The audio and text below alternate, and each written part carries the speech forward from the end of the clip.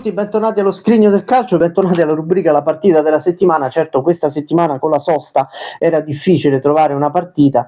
Sono andato un po' a scrutare il campionato di Serie C e ho visto che questo fine settimana c'è il grande derby umbro, il sentitissimo derby umbro tra Ternana e Perugia allo stadio Liberati di Terni, che tra l'altro si gioca a marzo, esattamente come si giocò a marzo anche nella stagione 91-92, sempre in Serie C, nel girone B della Serie C1, l'8 marzo del 1992 per la precisione, e fu un derby che tra l'altro ancora oggi i tifosi della Ternana ricordano come uno dei più speciali per loro. Pensate che Ternana e Perugia nella stagione 91-92 sono in lotta entrambe per la promozione in Serie B. La Ternana è una squadra fortissima che sta dominando il campionato, ha vinto anche il derby d'andata per 1-0 ad ottobre allo stadio Curi grazie ad un'autorete, quindi già sono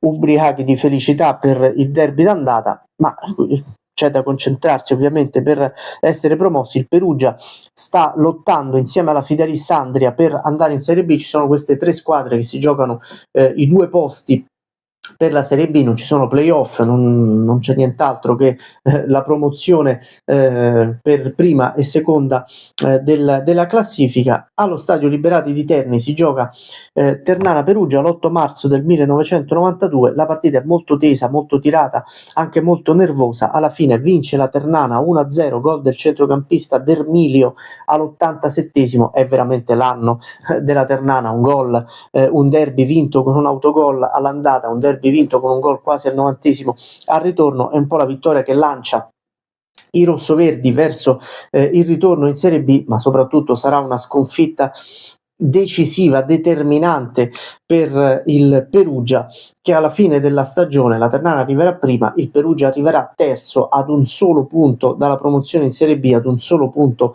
dalla Fidelis Andria. Sarebbe bastato tenere lo 0-0 nel derby con la Ternana, ovviamente sempre teoricamente, per agganciare lo spareggio con la Fidelis Andria e magari vincerlo. Invece il Perugia è costretto a rimanere anche per la stagione 92-93 in Serie C. Allenatore della Ternana è Roberto Clagluna, allenatore del Perugia è Buffoni, che aveva preso il posto di Papadopolo all'inizio del campionato, insomma dopo poche giornate di campionato. Ovviamente non ho il tabellino, la locandina di quella partita, ma vi faccio vedere l'album del 92-93, vi faccio vedere le foto delle due squadre. Qui c'è il Perugia con il bellissimo scudetto del Grifone, con il Grifone, eccolo qui, e più in basso c'è la Ternana, eccola qui, con altro storico scudetto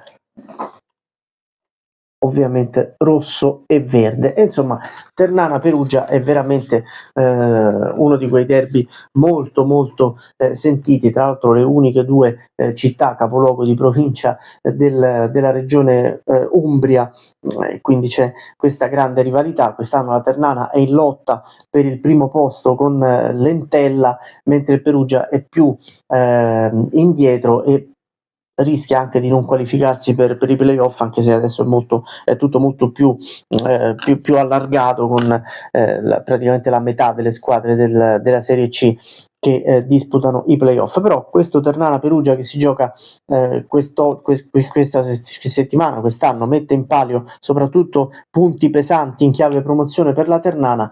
Quella partita lì dell'8 marzo del 1992 metteva punti pesantissimi in palio per entrambe le squadre. Ebbe la meglio la Ternana. Vedremo come andrà a finire oggi, una partita che si è giocata anche negli ultimi anni tante volte pure in Serie B. Questo è il ricordo di questa settimana. Dalla prossima ovviamente torneremo a parlare di Serie A, analizzeremo una partita della Serie A che si gioca nel prossimo fine settimana e raccontandone una che si è giocata in passato. Mi raccomando, iscrivetevi al canale che è gratis, lasciate like, commenti, è gratis pure quello. Interagite insomma con me, con noi, come meglio credete, e seguite anche i social, il Popolo del Calcio anni 90, che è su Facebook e su Instagram. Il Popolo del Calcio, che è il blog dove ci sono tante notizie anche su altri argomenti, ovviamente sempre calcistici. Io vi saluto con la copertina dell'album 91-92. Bello, eh?